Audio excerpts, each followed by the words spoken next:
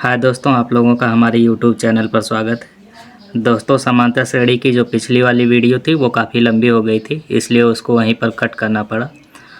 उसके आगे का क्वेश्चन हम इस वीडियो में कराने जा रहे हैं, तो चलिए इसको देखते हैं।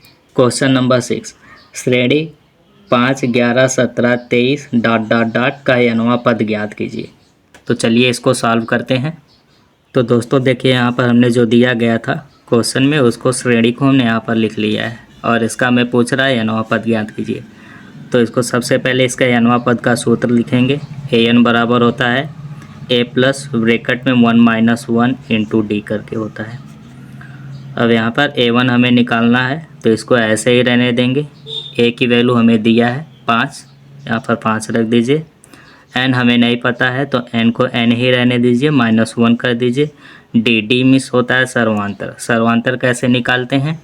अगले वाले पद में से पिछले वाले पद को घटाते हैं। किन्हीं दो पदों के बीच का अंतर निकालिए, बड़े वाले पद में से उसका छोटे वाला पद घटा देंगे। जैसे यहाँ पर हम 11 में से 5 घटा देंगे तो आ जाएगा 6। अब सिंपल तरीके से इसको सॉल्व कर लेना है। यहाँ पर 5 हो जाएगा, 6 का n में गुणा करेंगे 6n और 1 में गुणा करेंगे 6 हो जाएगा। और उसके बाद 5 और -6 आपस में जोड़ेंगे तो यहाँ पर आ जाएगा -1 और ये आगे आपका +6n है, तो इसको लिख लेंगे। दोस्तों, इस समांतर श्रेणी का हमारा nवां पद यही बनेगा, जो कि हमारा फाइनल आंसर हो जाएगा। चलिए चलते हैं अगले क्वेश्चन पर। क्वेश्चन नंबर 7, श्रेणी 6, 7 सही 3/9, 9 सही 1/2, 11 सही 1/4, का 37वां पद ज्ञात कीजिए। तो चलिए इसको सॉल्व करते हैं। तो दोस्तों, यहाँ पर हमने जो श्रेणी दी गई थी उसको लिख लिया है और इस श्रेणी में हमसे पूछ रहा है कि 37वां पद ज्ञात कीजिए। यानी हम क्या करेंगे, 37वां पद बराबर क्वेश्चन मार्क कर देंगे। और यहाँ पर हमें प्रथम पद दे रखा है ए, और इस वाले पद में से उसके पीछे वाला पद घटा करके आप डी निकाल सकते हैं। चलिए सबसे पहले डी ही निकाल लेते हैं, क्योंकि डी की हमें ज़रूरत पड़ेगी। तो हम लिखेंगे 7 सही 3/9, इसमें से घटा देंगे 6। अब इसको सबसे पहले साधारण भिन्न में बदल दीजिए। 9 का 7 में गुणा कर दीजिए, 63 आएगा और उसमें 3 जोड़ दीजिए, यानी 66 बटे कितना आ जाएगा 9, -6 घटा दीजिए। अब 9 का -6 में गुणा कर दीजिए, ये आपका आ जाएगा 54 और बटे क्या कर दीजिए 9 लिख दीजिए। अब उसके बाद 66 में से 54 घटा दीजिए, आ जाएगा 12/9। इसको काट लीजिए 3 से, ये आप ऊपर हो जाएगा आपका 4, नीचे हो जाएगा 3, यानी हमारा जो डी आ जाएगा वो 4/3 हो जाएगा। अब सबसे पहले इसका हम इस समांतर श्रेणी का nवां पद लिख लेते हैं, जिसको हम व्यापक पद भी बोलते हैं। an बराबर होता है a प्लस ब्रैकेट में n-1 इंटू डी।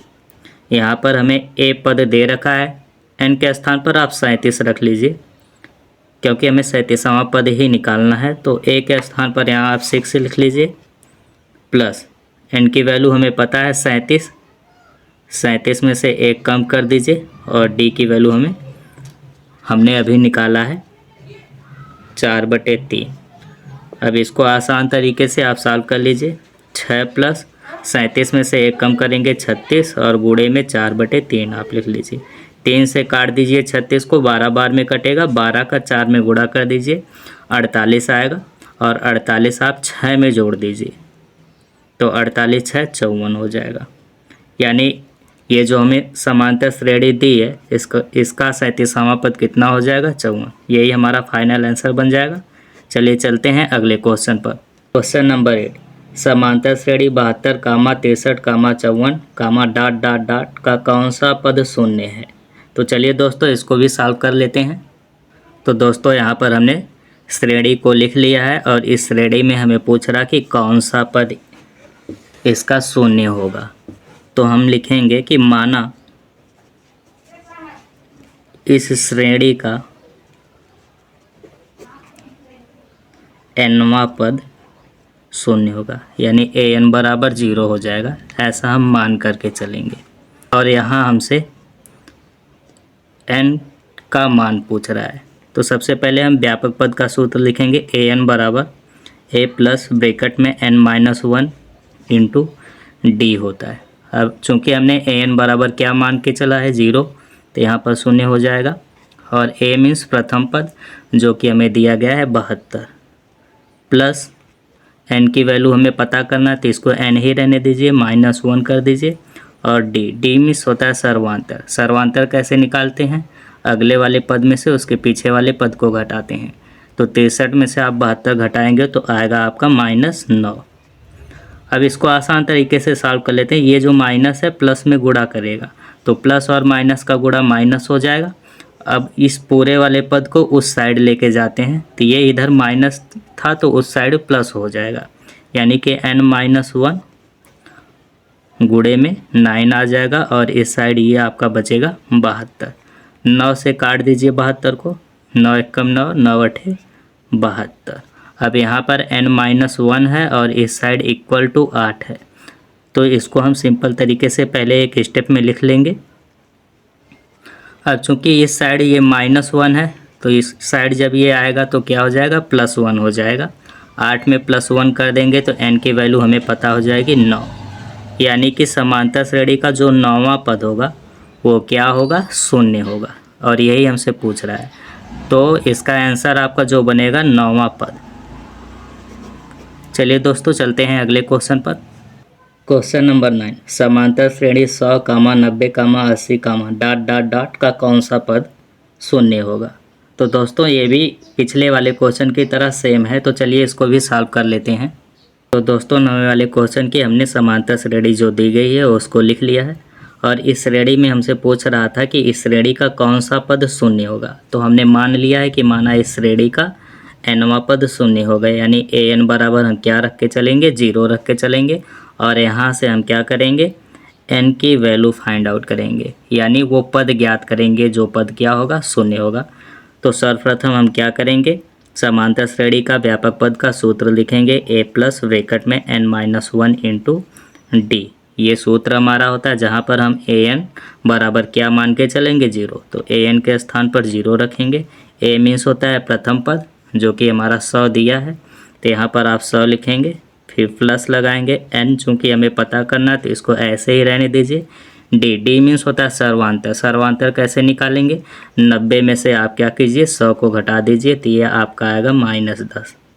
और दोस्तों ये वाले पद में आप देखेंगे यहाँ पर माइनस है और आगे प्लस है, बीच में गुणे का निशान है, तो प्लस और माइनस का गुणा करेंगे ये माइनस हो जाएगा। और इस पूरे पद को हम क्या करेंगे?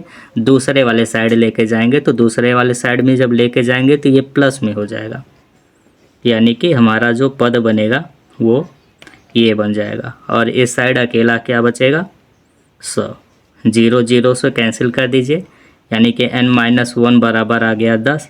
अब चूँकि ये माइनस इधर n में से घटा है तो इस साइड जाएगा 10 में जुड़ जाएगा, और n बराबर हमें मिलेगा 11, यानी n की वैल्यू 11 है। अर्थात इस समांतर श्रेणी का जो 11वां क्या होगा? पद होगा, वो क्या होगा? 0 होगा, जो कि हमें यही पूछ रहा है। तो यही इसका क्या हो जाएगा? फाइनल आंसर हो जाएगा।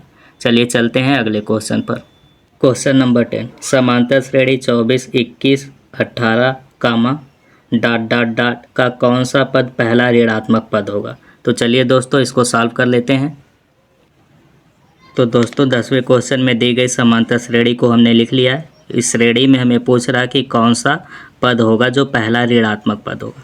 तो सबसे पहले हम क्या करेंगे? हम देख रहे हैं कि यहाँ पर ये श्रेणी घट रही है, तो इस श्रेणी का हम निकालेंगे कि कौन सा पद होगा जो क्या होगा? 0 होगा। तो हम मान के चलेंगे कि माना इसका क्या होगा? nवां पद जो होगा वो 0 होगा, ठीक। यानी n का मान हम निकाल लेते हैं किसके? 0 के लिए। अब चूंकि ये श्रेणी घट रही तो 0 के बाद जो अगला पद होगा वो पहला ऋणात्मक पद होगा, तो n का मान जो मिलेगा उसी में हम 1 क्या कर देंगे? ऐड कर देंगे। तो सबसे पहले हम समांतर श्रेणी के व्यापक पद का सूत्र लिखते हैं, जो कि होता है an बराबर a प्लस n-1, ये ब्रैकेट में होता है और इंटू में d होता है। an की वैल्यू हम 0 लेके चलेंगे, यहाँ पर ये 0 हो जाएगा। और a मीन्स प्रथम पद जो हमें दे रखा है 24, प्लस n के मान n ही रहने देंगे, और इंटू में d मीन्स क्या होता है? दो पदों के बीच का अंतर। हम यहाँ से बड़े वाले पद में से इसको घटा लेंगे, तो 21 में से 24 को घटाएंगे तो ये हमारा आएगा -3। अब चूंकि ये इतना जो पूरा पद है प्लस और माइनस का गुणा होकर निगेटिव में हो जाएगा, तो इसको उस साइड में आप भेज दीजिए, ये पॉजिटिव में आ जाएगा तो इस साइड आएगा, तो 3 प्लस में हो जाएगा और n-1 ब्रैकेट में हो जाएगा और बराबर क्या हो जाएगा 24। 3 और 24 को आपस में काट लीजिए, तो 3 एकम 3, 3 बटे 24। अब चूँकि यहाँ हमारा बचा n-1 बराबर 8, तो n बराबर कितना आ जाएगा, ये -1 इस साइड आकर के जुड़ जाएगा, तो आ जाएगा आपका 9। यानी इस श्रेणी का जो 9वां पद होगा वो क्या होगा, 0 होगा। और हमें पूछ क्या रहा है सवाल में, हमें पूछ रहा है कि इस श्रेणी का वह कौन सा पद होगा जो पहला ऋणात्मक पद होगा। तो हम 9वें पद में एक क्या करेंगे, 1 ऐड कर देंगे, तो हमें मिल जाएगा 9 + 1 यानी कि 10वां पद। इस श्रेणी का जो 10वां पद होगा वो क्या होगा, पहला ऋणात्मक पद होगा, और यही हमारा फाइनल आंसर बन जाएगा। तो दोस्तों अगर आपको ये वीडियो अच्छी लगी हो तो इसको लाइक कर दीजिए और चैनल को सब्सक्राइब भी कर लीजिए, ताकि आने वाली हर एक वीडियोज़ का नोटिफिकेशन आपको मिलता रहे। जय हिंद, जय भारत।